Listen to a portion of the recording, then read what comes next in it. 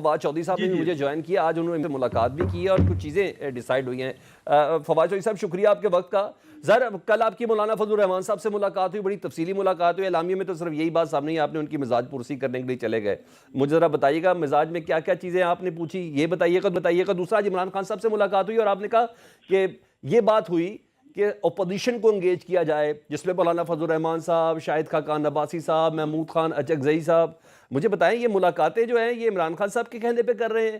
اور تھوڑا سا ذرا اور مزید بتائیے گا، یہ کوششیں آپ کو لگتا ہے کوئی پیش رفت، کوئی بریک تھرو ہو سکتا ہے سر؟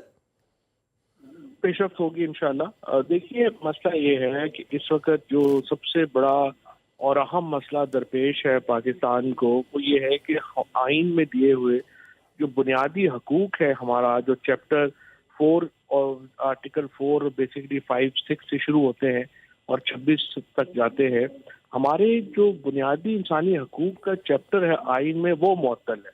اور جب تک یہ بحال نہیں ہوتا پاکستان کے آئین کو، ہم بحال تصور نہیں کر سکتے۔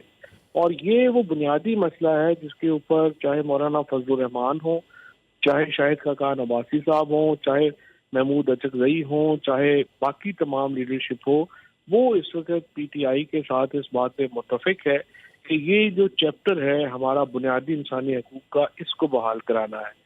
آپ دیکھیے 26ویں آئینی ترمیم، آپ نے کانفلکٹ ریزولوشن کے تمام ہی جو ادارے ہیں وہ تباہ و برباد کر دیے ہیں۔ پاکستان کا آئین کہتا ہے کہ سوورینٹی جو ہے that belongs to Allah almighty, اور اس کو استعمال کریں گے people of Pakistan through their vote, جو اس کو الیکٹ کریں گے، chosen representative of people of Pakistan. ٹھیک ہے، 8 فروری کو لوگوں نے ایک فیصلہ دیا، 9 کو وہ تبدیل ہو گیا۔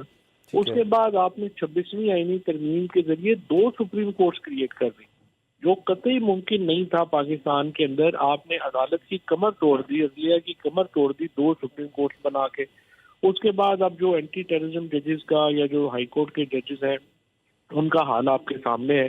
سو عدلیہ کو بحال کرانا، بنیادی انسانی حقوق کو بحال کرانا، اور سب سے امپورٹنٹ یہ ہے کہ پاکستان میں حکومت عوام کی منشا اور مرضی سے ہوگی اور ان کی منشا اور مرضی سے جائے گی۔ یہ اصول طے کروانا یہ بہت اہم ہے، اور اس کے اوپر بڑی اچھی پیش رفت ہوئی ہے مولانا فضل الرحمان صاحب کے ساتھ بھی، شاہد خاقان عباسی صاحب کے ساتھ بھی، اور اب آج خان صاحب کو بھی پھر میں نے بریف کیا ہے، اور اب اگلا مرحلہ انشاءاللہ جلد شروع ہوگا۔ اچھا، میں کیونکہ آپ نے کہا کہ عمران خان صاحب نے بھی کہا اور آپ بھی کہہ رہے ہیں، کیونکہ سولو فلائٹ لے کے پاکستان تحریک انصاف نے دیکھ لیا ہے نا، مولانا فضل الرحمان صاحب سے ملاقات ہوئی، آپ نے کہا اس پہ بھی پیش رفت ہے کہ مولانا فضل الرحمان صاحب آج بھی ڈی آئی خان میں تھے نا، تو موجودہ حالات کا ذمہ دار ریاست کو ٹھہرا رہے تھے۔ آج انہوں نے بھی بنگلہ دیش اور وہ والے سارے ایرا کو یاد کیا ہے کہ موجودہ پالیسی کا ذمہ دار ریاست ہے۔ تو آن گراؤنڈ اگر دیکھیں تو مولانا صاحب بہت قریب بھی نظر نہیں آتے پاکستان تحریک انصاف کے، تو کیسے ممکن ہو پائے گا؟ آپ کر لیں گے کنوینس مولانا صاحب کو؟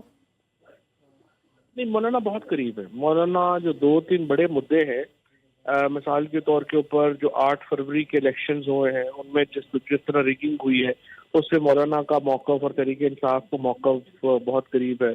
اس کے بعد افغانستان کے امور کے اوپر اور خیبر پختونخوا میں جو آپریشنز ہیں، یہ چیزیں ہیں، ان کے اوپر پی ٹی آئی کا اور جے یو آئی کا موقف جو ہے وہ بہت قریب ہے۔ اور اس کے بعد جو اسٹیبلشمنٹ کی اور سیاست کا جو تعلق ہے، اس کو کیسے فریم کرنا چاہیے، اس کے اوپر بھی مولانا کا اور پی ٹی آئی کا موقف جو ہے وہ کافی قریب ہے۔ تو یہ چیزیں ہیں جن میں ایک اب انشاءاللہ مولانا اب جلد جو ہے وہ ایک آل پارٹیز کانفرنس سے پہلے ایک جو پارٹیز ہیں ان کو بلائیں گے، اور ہم ایک نیشنل ایجنڈا بنائیں گے، اور اس نیشنل ایجنڈے کے اوپر پھر ساری جماعتیں جو ہیں وہ آل پارٹیز کانفرنس میں اکٹھی ہوں گی۔ ٹھیک، یعنی مولانا صاحب اے پی سی بلانے تک پر آ گئے ہیں، یعنی آئینہ چنوں میں ہمیں ایکسپیکٹ کریں۔ بہت شکریہ فواد صاحب، بہت شکریہ آپ کا رسپونڈ آیا، تاکہ ہمیں کم از کم یہ کہ یہ خالی وصول ملاقاتیں نہیں ہو رہی۔ عمران خان صاحب نے کہا اور آپ کی جو ملاقات ہے ڈیفینیٹلی وہ کسی نہ کسی سٹیج پر ہے۔